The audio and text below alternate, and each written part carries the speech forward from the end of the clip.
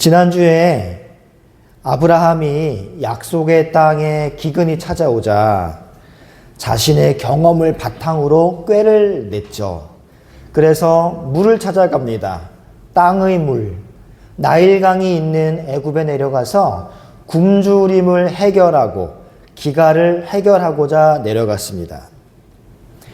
아브라함의 이 하나님에 대한 불신에서 두려움이 파생되었고, 이 두려움이 거짓말을 낳았고요. 이 거짓말로 인하여 자신의 아내 사레를 바로에게 빼앗겨 버리는 비극을 경험합니다. 하지만 이렇게 아브라함의 불신으로 싸질러 놓은 것들이 여러 가지가 있는데, 그럼에도 불구하고 하나님은 이러한 아브라함의 연약함과 실수와 잘못된 결정을 모두 다 선하게 사용하시어서 아브라함을 인도하시며 아브라함의 씨를 잉태할 사례를 다시 되찾아 주시는 은혜를 베풀어 주셨던 걸 우리가 살펴봤습니다. 그런데 이렇게 하나님이 사례를 되찾아 주셨을 뿐만 아니라 아브라함은 많은 재물과 노예까지 얻어서 가나안으로 돌아오게 됩니다. 그렇게 가나안으로 돌아오는데 가나안은 여전히 형편이 달라진 건 없었습니다. 여전히 가나안 사람들이 가나안 땅을 차지하고 있었고, 여전히 수자원은 부족해서 그 땅에서 아브라함과 롯은 가축을 먹이기가 어려운 실정이었죠. 우리가 생각하기에 아브라함이 애굽에서 많은 재물과 노예들을 얻어서 가나안 땅으로 돌아온 걸 하나님이 주신 복이다라고 생각할 수 있어요. 하지만 사실 들여다보면 그거는 하나님이 주신 복이 아닙니다, 여러분. 왜냐하면 결국 그 많아진 재물로 인해 문제가 발생했기 때문이에요.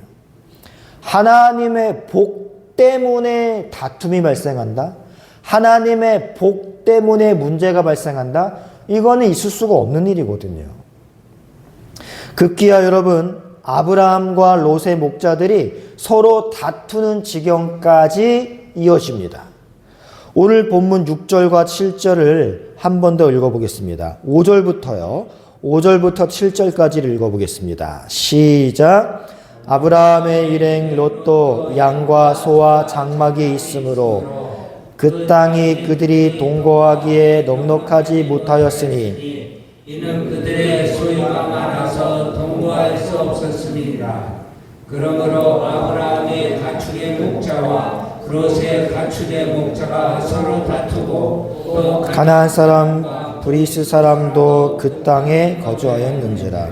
자, 여러분, 지금 네겝으로 와서 30년 동안 아무 문제 없었던 삼촌과 조카 사이에 문제가 생기는데 그 원인이 뭐예요? 소유가 많기 때문입니다. 소유가 많기 때문에.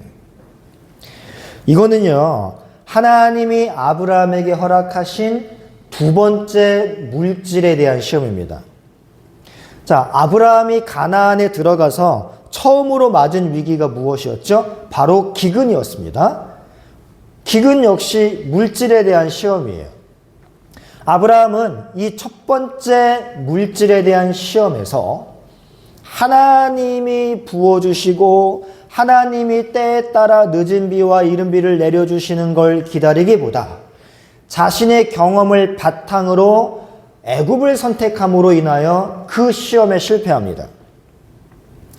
하지만 하나님은 그 실패한 시험을 통하여 이걸 알려주셨어요. 아브라함에게. 하나님은 대제국 애굽의 바로보다 더 크시다. 그리고 불순종의 결과가 어떠한 것인지 아브라함에게 알려주십니다. 이러한 것들을 교육하신 후에 다시 원위치로 돌려보내시죠. 그리고 이제 기근과 정반대의 시험을 하십니다. 바로 풍요를 가지고 시험하세요. 첫 번째는 기근으로 시험하셨자면 이번에는 풍요로 시험하십니다.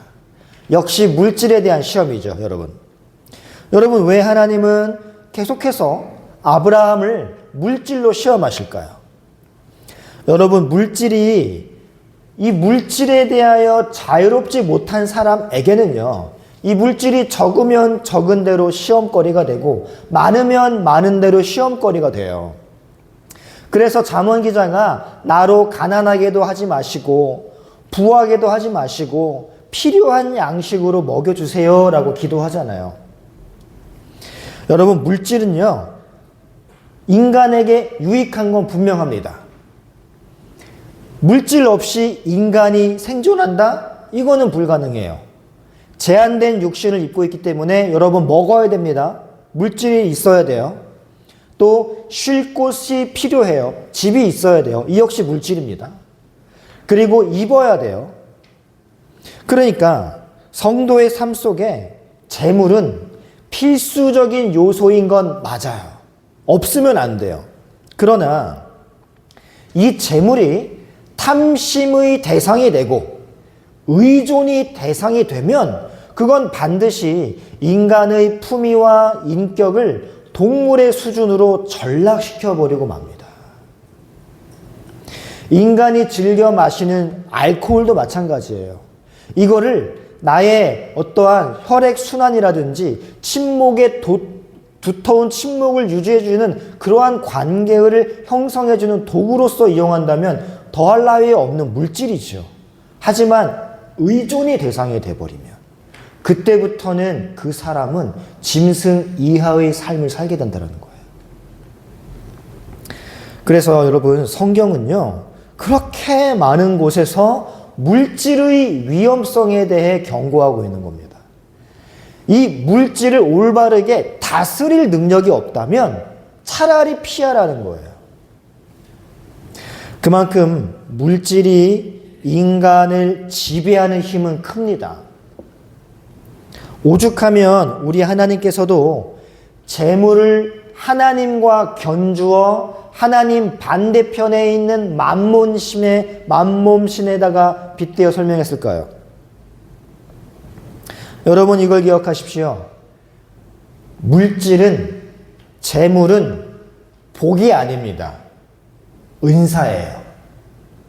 복이랑 은사랑은 색깔이 달라요, 여러분.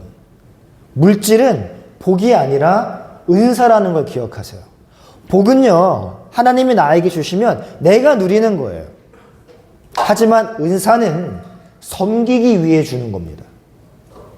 나 아닌 다른 이웃의 유익을 위해 나에게 맡겨진 것, 그게 은사예요. 물질이 은사예요, 여러분. 은사는요, 교회의 유익을 위해 성도들 각자에게 주어진 선물입니다. 따라서 이 은사인 물질은 나 혼자 누리는 게 아니라 나에게 맡겨진 하나님의 위탁물이라는 걸 우리가 잊어서는 안 돼요.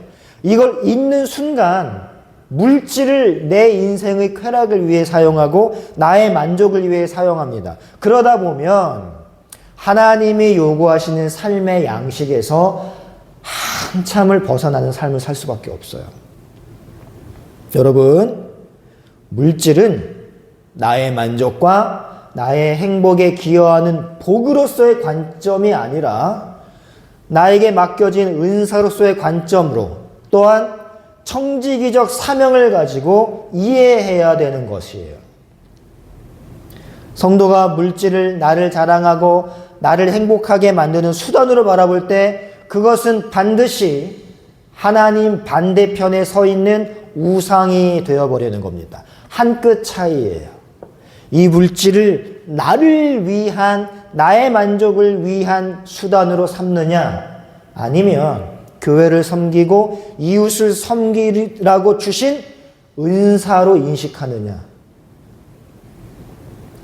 그래서 여러분, 성도의 삶 속에는요, 이 세상의 힘을 대표하는 물질에 관한 시험이 유독 그렇게 많은 거예요. 세상의 힘이 주는 매력과 이 쾌감에서 온전히 자유로운 자로 서서 오히려 하나님의 뜻에 순종하는 자로의 성숙을 향한 훈련을 위해 물질에 대한 시험이 자주 주어지는 것입니다. 그런데 이러한 물질에 대한 시험에서 이 첫 번째 기근 앞에서 물질의 시험에서 아브라함은 이 물질을 따라 애굽으로 내려갔어요. 이 물질에서 초연하지 못했습니다. 하나님이 주시면 먹고 하나님이 굶기시면 굶겠습니다. 하나님이 보내시는 까마귀가 물어다 주는 음식으로 나는 살아가겠습니다 라는 신앙 고백이 없었어요. 그래서 하나님이 안 줘? 그러면 내가 찾아가서 내 삶을 꾸리리라 라는 마음으로 나일강을 찾아 애굽으로 내려갔습니다. 하지만 두 번째 물질의 시험에서는 롯에게 선택권을 먼저 양보함으로써 더 이상 무력과 불신에 사로잡힌 이기적 인물이 아니다라는 걸, 다시 말해 아브라함이 첫 번째 시험을 통과하면서 변화가 있었다라는 걸 우리에게 보여주고 있지요. 오늘 우리는 네가 좌하면 내가 우하고 네가 우하면 내가 좌하리라 라는 아브라함의 아주 멋진 양보의 고백을 보게 됩니다. 물질에 대해 자유롭지 못했던 첫 번째 시험에서는 가장 가까운 이웃인 아내 사례를 스스럼 없이 나의 안전을 위해 팔아넘기는 파렴치한 이기적인 모습을 보였다면, 두 번째 시험에서는 이웃에게 먼저 양보하는 이타적인 사람으로 성숙한 아브라함을 우리가 만나게 되는 거예요. 여러분, 조카 롯이 좋은 땅을 먼저 차지하고 나면 자신의 육축은 아사할 수도 있는 상황이에요. 그런 상황에서 아브라함은 나 외의 다른 이의 유익을 먼저 챙겨주는 대인배가 되어 있었던 것입니다. 이렇게 세상의 힘을 대표하는 물질에 대한 훈련이 잘 된 사람은요, 대인관계에 있어서도 하나님이 기뻐하시는 이타적 사랑을 할 수 있는 자로 성숙할 수 있는 거예요. 그래서 유독 신자인 우리의 삶에 이 물질로 인한 시험이 많이 주어지는 겁니다. 거기에서 좀 초연하라고. 이제 세상의 힘과 하나님 사이에서 하나님을 의존의 대상으로 서슴없이 고민 없이 선택할 수 있는 실력이 있기 때문에 세상의 힘을 얻기 위해 타인을 팔지 않아도 되고 세상의 힘을 얻기 위해 타인을 짓밟지 않아도 되는 거룩한 자로 한 걸음 더 성숙한 거예요. 여러분, 아브라함이 물질과 이웃을 바라보는 이러한 안목의 변화는 그가 애굽에서 하나님을 한 걸음 더 경험하고 알게 되었기 때문입니다. 애굽에 들어가기 전에 몰랐어요. 하지만 애굽에 들어갔다가 나온 이후엔 알게 되었어요. 하나님이 얼마나 크신 분인지. 비록 아브라함이 물질에 관한 첫 번째 시험, 곧 기근의 시험에서 하나님을 의지하고 하나님을 신뢰하지 못하고 물질 따라 애굽으로 내려가는 실수를 범했을지라도 하나님은 그 아브라함의 실수를 아브라함이 한층 더 성장할 수 있는 발판으로 선용하셨기 때문입니다. 아브라함은 그러한 애굽의 경험에서 자신을 여기까지 이끌고 오신 하나님이 세상이 벌벌 떠는 대제국 애굽의 왕, 세상에서 가장 강한 왕이라고 자타가 공인하는 바로보다 더 강하신 분이구나 라는 걸 거기서 배우는 거예요. 우리 하나님은 어떤 분이기에 이 세계의 가장 강력한 바로가 벌벌 떨면서 나에게 재물까지 주면서 이렇게 대우할까? 내가 섬기는 하나님은 과연 얼마나 강한 분인가? 이걸 애굽에서 배우게 되는 것이죠. 또 하나, 하나님은 당신의 약속을 철저하게 지키시는 분이구나. 내가 비록 사례를 팔았음에도 불구하고 하나님은 자신의 약속을 지키기 위해 내가 팔았던 그 아내를 돌려주시는 분이구나. 하나님은 얼마나 신실하신 분인가 또한 애굽에서 깨닫게 되는 겁니다. 이렇게 하나님에 대하여 조금 더 알아가고 조금 더 알아가다 보니까 그만큼 아브라함이 하나님에 대한 신뢰가 쌓이기 시작한 거예요. 그래서 전에는 물질 때문에 이웃을 팔았다면 지금은 물질 따위 없어도 돼요. 롯이 다 가져간다면 하나님이 먹이시겠지 뭐. 이러한 신앙을 고백할 수 있는 대인배가 될 수 있었다라는 것입니다.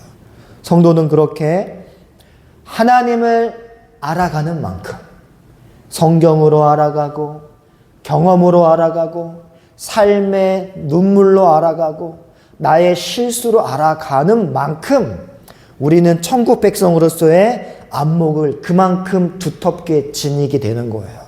그래서 성경은 뭐라고 우리에게 설파합니까?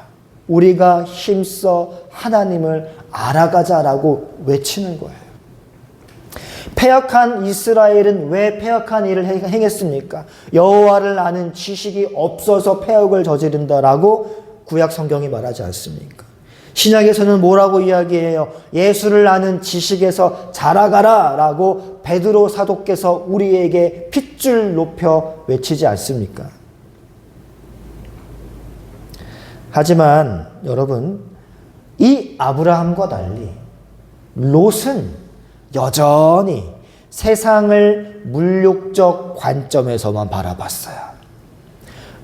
롯은 예전에 아브라함처럼 하늘의 물이 아닌 땅의 물이 그의 삶의 기준이었습니다. 그래서 롯이 쫙 바라보니까 물이 넉넉한 땅을 발견했네요. 근데 그 물이 넉넉한 땅을 뭐라고 이야기합니까? 여호와의 동산 같다라고 표현합니다. 롯은 여호와의 동산과 애굽 땅을 동격으로 바라봐요. 동격으로. 애굽 땅과 같고 여호와의 동산과 같았다. 롯은요, 아브라함과 함께 애굽으로 내려갔던 경험이 있었죠. 그래서 애굽에서 롯도 많은 재물을 가지고 나옵니다.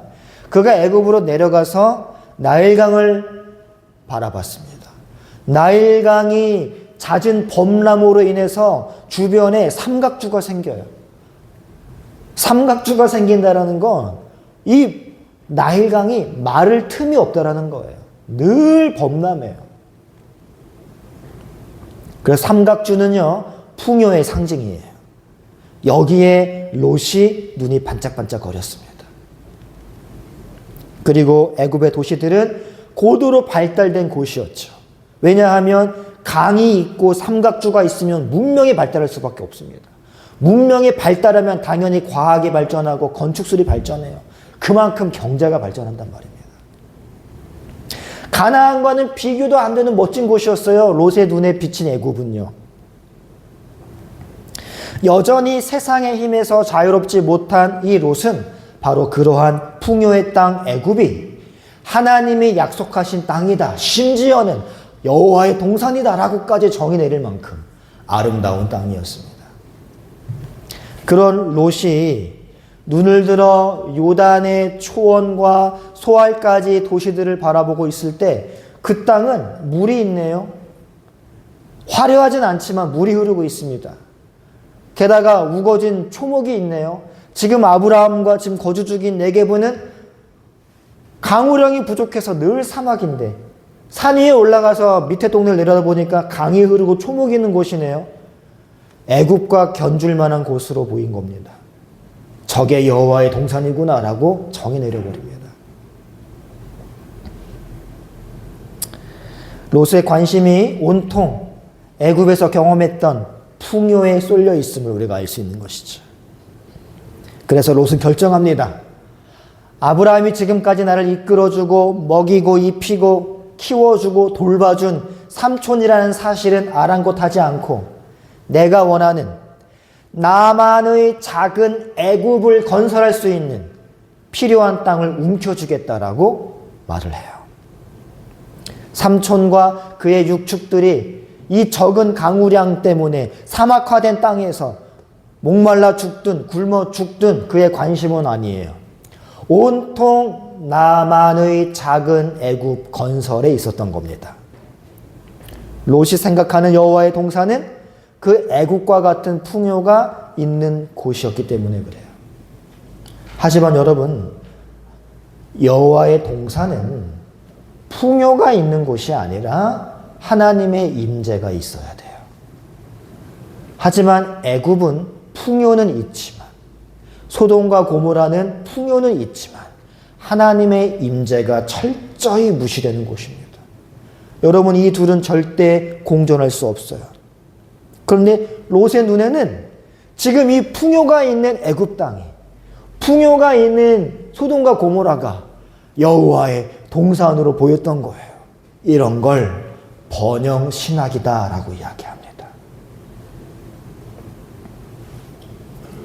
여러분, 롯은 그렇게 아브라함과 긴 시간을 여행하며 아브라함을 이끄시는 하나님을 경험했음에도 불구하고 그때까지도 하나님을 알지 못하는 자였으며 하나님의 의중 또한 읽지 못하는 자였습니다. 신앙생활의 연륜이 아무리 오래된 사람이라 할지라도 하나님을 알지 못하고 하나님의 마음을 읽어내지 못한다면, 하나님의 동산과 애굽 땅의 차이를 구별할 수 있는 영적 눈을 갖추지 못하고 있다면 그러한 사람은 신앙생활에서 롯처럼 엉뚱한 선택을 하기 마련이에요. 하지만 아브라함은 자신의 손해를 감수하고 하나님의 영광과 성도 간의 평화를 위해 복된 선택을 내렸습니다. 아브라함은 그러한 선택으로 말미암아 그 땅에서는 발 붙일 만큼의 땅도 얻지 못했어요. 롯은 소돔 땅에서 성문에 앉아서 재판관 노릇을 할 만큼 강력한 영향력이 있는 사람이 되었지만, 아브라함은 가나안 땅에서 진짜 손바닥만한 땅 한 평 말고는 얻은 게 없어요. 롯은 물질을 따라갔고 아브라함은 물질에서 약속을 따라가는 자로 그의 안목이 변했기 때문입니다. 여러분, 이 변화는 아브라함의 노력이나 의지의 결과가 아니에요. 비록 아브라함이 애굽행이라는 잘못된 실수를 했을지라도 하나님께서 아브라함의 그 실수마저도 선용하시어 아브라함이 하나님을 더 깊이 알아가는 도구로 사용했기 때문입니다. 다시 말해, 하나님의 은혜로 인해 하나님이 아브라함을 은혜로 이끌어 주셨기 때문에 아브라함의 안목의 변화가 생긴 것이지 아브라함의 마음가짐이나 노력 때문이 아니라는 것입니다. 마찬가지예요. 우리가 물질을 기준으로 세상을 바라보는 자에서 약속만 의지하는 자로 변화되는 건 역시 하나님의 은혜로만 가능합니다. 하나님께서 여러분을 창세전에 선택하셨고 교회로 부르셨고 우리를 부르심받은 자답게 만들어지는 과정 속에 두셨습니다. 우리 역시 아브라함처럼 우리의 경험을 토대로 물질을 기준으로 선택하여 살아가곤 하지만 하나님은 애굽의 바로와 같은 사람의 매와 인생의 채찍을 그때그때 경험하게 하시면서 차츰차츰 우리의 안목을 변화시키셔서 물질보다는 하나님의 약속을, 땅의 물보다는 하늘의 단비를 사모하며 의지하며 살아가는 자가 되게 하실 거예요. 애굽으로 내려가 아내를 팔아 넘기는 아브라함을 하나님을 절대적으로 신뢰하고 의지하는 모리아 산의 아브라함으로 만들어내시는 그 하나님께서 저와 여러분도 동일하게 인도하시어 하나님 절대 의존적 존재로 만들어내실 것입니다. 그 과정에서 우리는 많은 고난을 경험할 수 있고 많은 눈물을 경험할 수 있습니다. 하지만 그 모든 것들은 하나님을 더 깊이 알아가는 과정이라는 것을 꼭 기억하시고 우리 역시 모리아 산에 설 그 순간을 기대하며 하나님이 우리를 완성시킬 그날을 기다리는 복된 성도들로 나날이 성장해 나아가는 우리 모두가 되기를 말씀으로